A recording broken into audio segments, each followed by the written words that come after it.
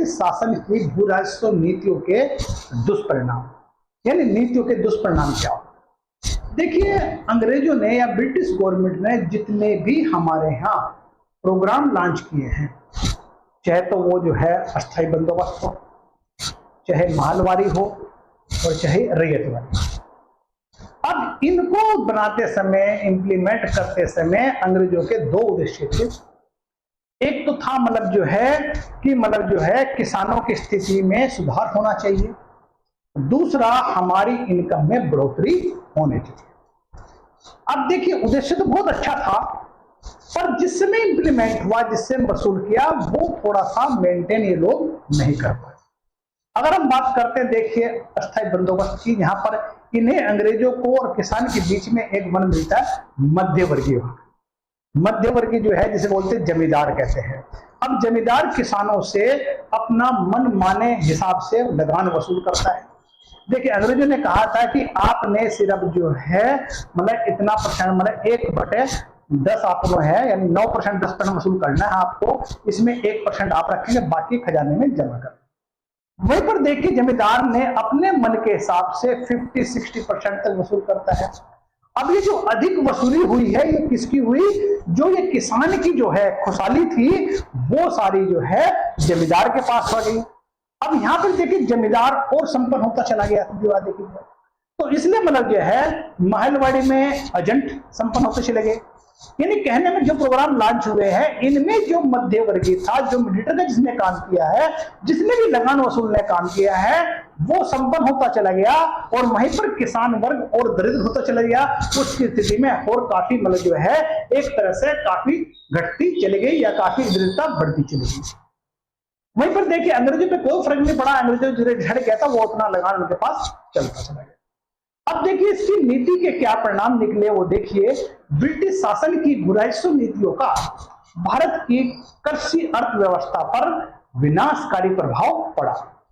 वहीं पर देखिए, ब्रिटिश शासन द्वारा इन व्यवस्थाओं के माध्यम से बनाए गए भूस्वामी केवल लगान प्राप्त करने वाले व्यवसायी की तरह कार्य कर रहे थे। जो भी जो है अंग्रेजों ने जो लगान वसूल करने वाले भूमि के स्वामी बनाए थे, भूमि लगान वसूल करने वाले बनाए थे, वो केवल किसानों की स्थिति पर ध्यान न रखकर सिर्फ ओनली वो कृषि व्यवसायी के रूप में कार्य कर रहे थे। उन्हें लगान वसूल करना है तो करना है। वहीं पर देखिए, उन्होंने विदेशी राजनीतिक शक्ति के एजेंट की भूमिका निभाई। वो सिर्फ जो है एक मध्यस्थता की भूमिका निभा रहे थे, उसमें किसान की स्थिति से या फिर सरकार के से कोई लेना देना नहीं था। ब्रिटिश शासन द्वारा निर्धारित लगान व्यवस्था के दबाव में ग्रामीण समाज का जो पुराना राजनीतिक, आर्थिक, सामाजिक जो ढांचा था वो टूट चुका था। वहीं पर देखिए, जो है कृषि उत्पादन से ग्रामीण जनता की आवश्यकताएं पूरी की जाने की बजाय उसे बाहरी बाजार की आवश्यकताओं के अनुकूल बनाया जाना है। जो भी बिहार रिक्वायरमेंट है, खाद्यान्न की रिक्वायरमेंट है, उसको पूरा न करके बाकी जो मार्केट में जो क्रॉप में कैश क्रॉप फसल की बात करते हैं, या जो मार्केट में वाणिज्यिक फसल है, उसको जो है उगाना या उसके लिए अनुकूल बनाया गया।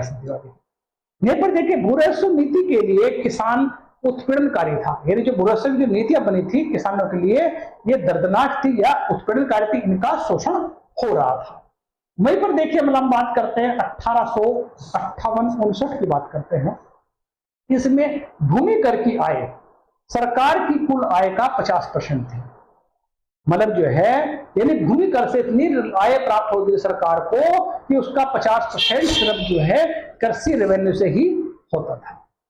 वहीं देखिए, ब्रिटिश शासन के अधीन किसानों की ऋणग्रस्तता तेजी बढ़ने लगी। यानी जो है किसान जो ब्रिटिश शासन के अधीन जो क्या था, किसान और ऋण के जाल में फंसते चले गए। क्यों? क्योंकि किसानों की अत्यधिक ऋणग्रस्तता के कारण जो था, जमीन किसानों के हाथों से बड़े पैमाने पर साहूकारों के हाथ में चली गई। क्योंकि लगान देने के लिए किसान जो भी लगान डिसाइड किया था, उसको देने के लिए किसानों ने जो है साहूकार की शरण ली। साहूकार ने मनमाने ढंग से उनसे लगान वसूल किया या फिर ब्याज वसूल किया। वहीं पर देखिए, जो है साहूकार ने किसानों का शोषण करने के लिए कानूनी तरीके के अलावा ऋण में दी गई राशि से अधिक राशि के बॉन्ड पर हस्ताक्षर किए, यानी बॉन्ड करवा लेते हैं। वहीं पर जाली लेखा जोखा रखने के कारण ही कपटपूर्ण उपाय अपनाए गए हैं जिससे उनकी भूमि का अधिग्रहण किया जा सके। वहीं पर देखिए नई भूमि व्यवस्था की अगर बात करते हैं, नई भूमि व्यवस्था को लागू करने तथा निर्धारित धन की अदायगी की भूस्वामीय व्यवस्था का एक परिणाम यह भी हुआ कि ग्रामीण कृषि का पुराना उद्देश्य या गांव के उपभोग के लिए उत्पादन के स्थान पर अब जो है बाजार के लिए उत्पादन होना शुरू हो गया। यानी बाजार का क्या दृष्टिकोण है, चाहे खाद्यान्न उगे या ना हो, या बाजार की जो अनुकूल जो फसल थी उस पे ही जोर डाला गया। इससे क्या हुआ, खाद्यान्न और कमी लग गई और कमी लगने से क्या हुआ, अकाल परिणाम अकाल पड़ने लगे। वहीं पर देखिए ब्रिटिश औपनिवेशिक काल में भारत की औद्योगिक आवश्यकता यानी कि ब्रिटेन की औद्योगिक व्यवस्था को ध्यान में रखकर ही फसल उगाई जाती थी, इसलिए खाद्यान्न में भारी कमी होने लगी। वहीं पर देखिए खाद्यान्न की कमी के कारण 1866-67 में उड़ीसा में भयंकर अकाल पड़ा।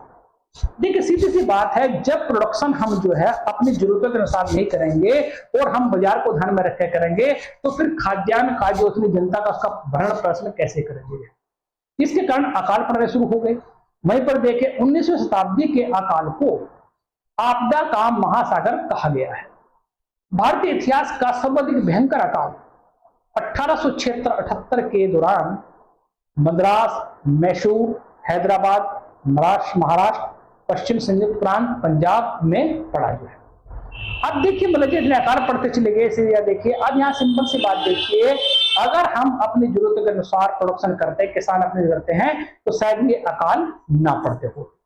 वहीं पर देखिए भारत की में जो है ब्रिटेन उपनिवेशवाद के प्रथम चरण में एक है मैंने पर्सिबल स्पीयर ने खुली और बेशर्मी लूट का काल कहा है। क्यों, यहाँ पर देखिए लगान बहुत ज्यादा वसूल किया जा रहा था, किसान अपने दरिद्रता की स्थिति में जा रहा था, किसान या तो अपनी जो जमीन से हाथ धो बैठे थे या फिर अपना जमीन को उसको छोड़ के कहीं और ले रहे थे और बाकी जो है उनकी स्थिति और दरिद्र होती चली गई। तो सारा बर्डन जो है वो जो है खाद्यान्न या भूमि पर पड़ने लगा, और जब प्रोडक्शन ही नहीं होगा तो फिर जो है लोगों की जरूरतें कैसे पूरी होगी। अब जब जरूरतें पूरी नहीं होगी तो जाहिर सी बात है ये अकाल पड़ना स्वाभाविक था। देखिए ये हमने आपके जो है आज जो है ब्रिटेन की जो है लैंड रेवेन्यू सिस्टम जो है उसका क्या दुष्परिणाम निकले, यानी कि ब्रिटेन की जो भू राजस्व नीति थी उसके मतलब जो है क्या परिणाम पड़े, इसमें जो है वो सारा का सारा मैंने आपको इसमें डिस्कस कर दिया है। बाकी